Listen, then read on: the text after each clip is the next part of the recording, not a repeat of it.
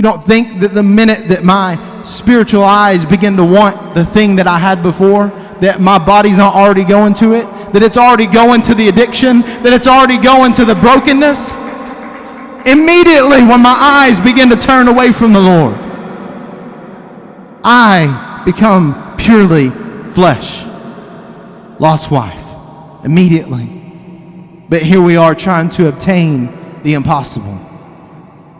What we live for is the impossible. People will say there's no such thing as heaven and hell.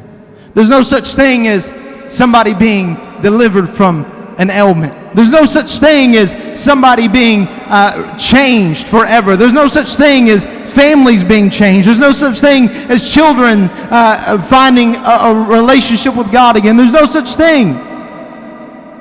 But I'm here to tell you today that God works in the impossible. The definition of impossible is simply not possible. It's unable to be, to exist, to happen.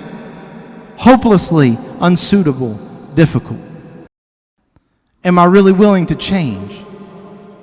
I think that's one of the hardest things that we deal with. We want to obtain the impossible, but it's hard for us to get out of Sodom.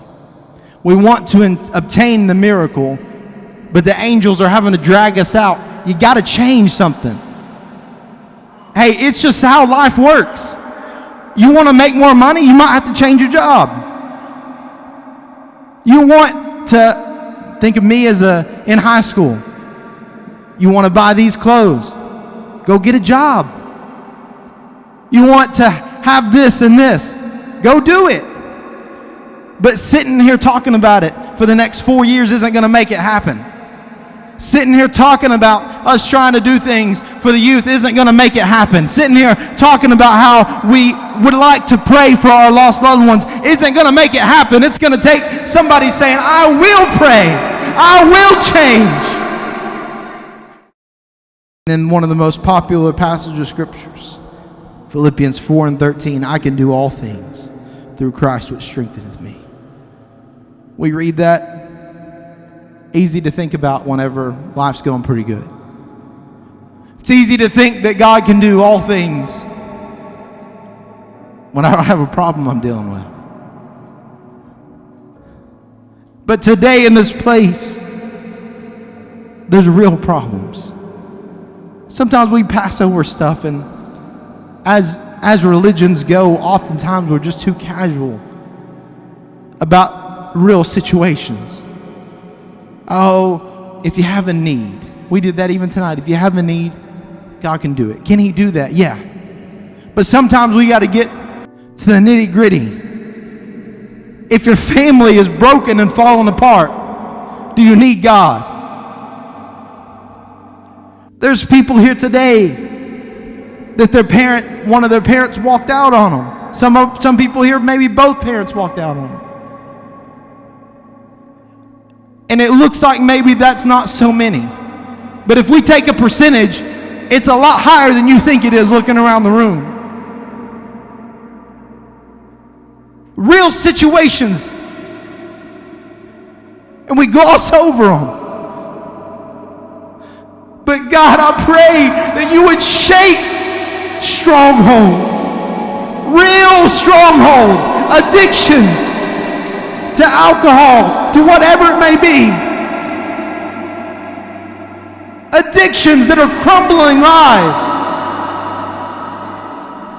Does anybody have one of those needs today?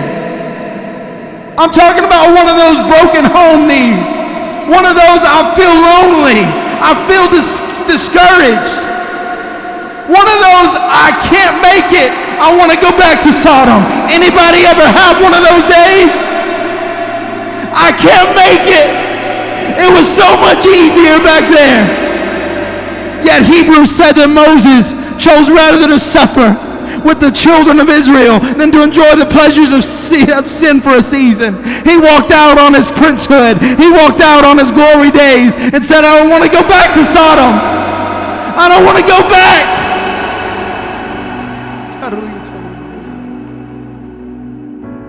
Oh, I'm preaching in this place to somebody, including myself. I feel a change happening.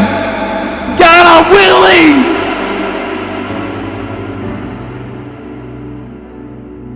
Oh, God is calling you higher to obtain the impossible. God, I've seen you save it for my neighbor. I've seen you save their children. But the mountain's too big for me. No, the mountain's not too big. All things are possible. Somebody say, all things are possible. Somebody say, all things are possible. Now somebody believe that all things are possible. Oh God, all across this place, I pray that you would really begin to restore. Oh Lord, I'll pray on behalf of myself. I don't want to go back to Sodom. I don't want to go back.